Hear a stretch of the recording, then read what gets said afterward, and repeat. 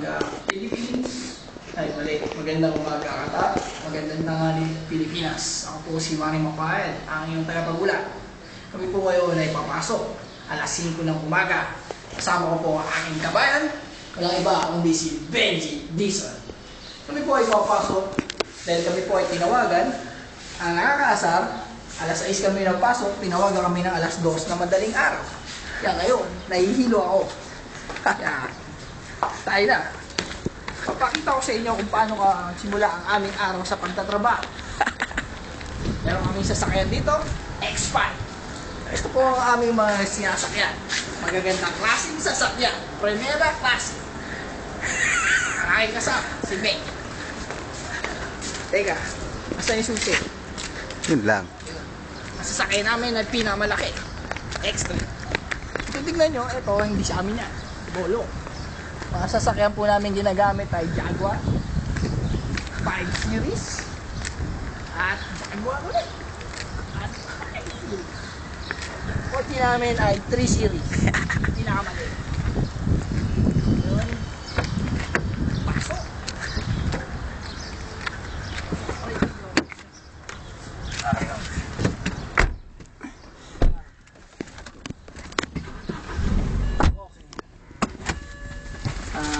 Ngayon,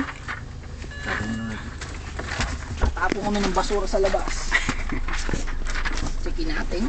Okay, ride's good. Makihawa ka mo, kasamang Benji. Okay. Bago kami pumunta sa trabaho, ihatid muna namin ang aming cameraman na si Ricardo Pastiteo. Ayun. Okay. Check ang side mirror. Side mirror, rear mirror, and ready to roll out.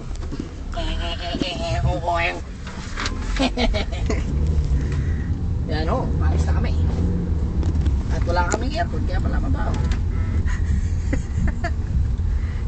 Okay, go. Simple lang ako magmaneho dito sa Qatar. Pag magmamaneho ka, kailangan gamitan mo na ang dalawang kamay. Siyempre, kailangan mo rin ng dalawang paa at isang puwet na para makaupo. Habang nagmamaneho ka, kailangan lagi ka nakatingin sa kalsada. At pwede ka rin tumingin sa katabi mo. Paminsan-minsan. Okay. Kailangan dito maging maingat ka sa pagmamaneho. Dahil dalawa ang iyong kahinatnan. Una, violation. Pangalawa, aksidente. So ngayon, approaching po tayo sa isang stoplight. Ituturo ko sa inyo kung ano dito yung mga camera, speed camera, at speed radar. Ayan ho, kung makikita nyo itong bahay ng kalapati na yan, yan po ang camera. Ay mali, tama, ito naman ang flash. So pag ikaw ay tumatakbo na mahigit sa 80, kahit 81, siya ay kikislap at tatamaan ang iyong plaka, automatic mayroon kang 500. Kung ikaw naman ay stop at dumiretso ka, meron kang 6,000. Ibig sabihin, dito ka natitira sa Qatar habang buhay.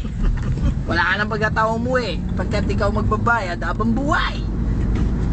Kaya mga kaibigan, ngayon hatid po natin ang ating cameraman na si Ricardo Pastiteo. Ayan o, ang aking co-anchor na si Benji. Hindi ko alam kung ano nangyari dito at walang bibig. Nakakaya, ako lang nagsasalita. Wala pang kain eh. Yun lang. So papunta tayo ngayon sa kabilang accommodation.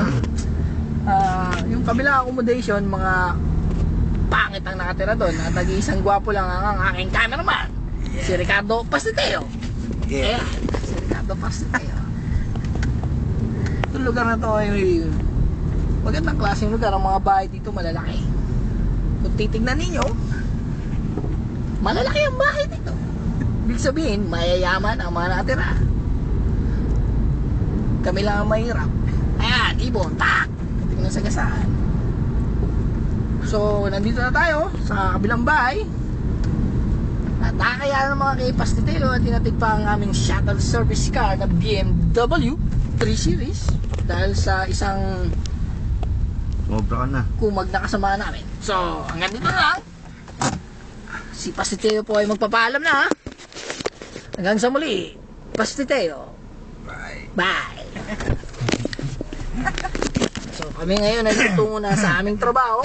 Samahan nyo kami sa aming paglalakbay sa Traveler's Tour here in Qatar. This is Benji and Marnie. See you next time.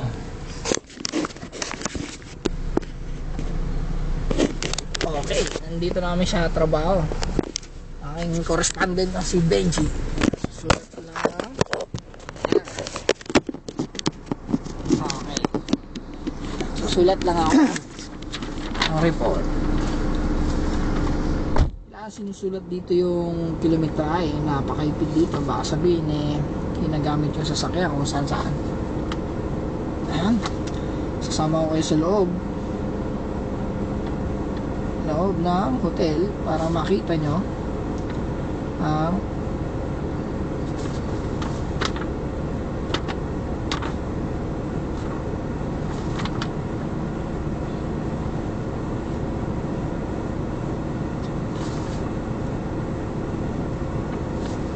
kung paano kami mag-in. Okay. Oops.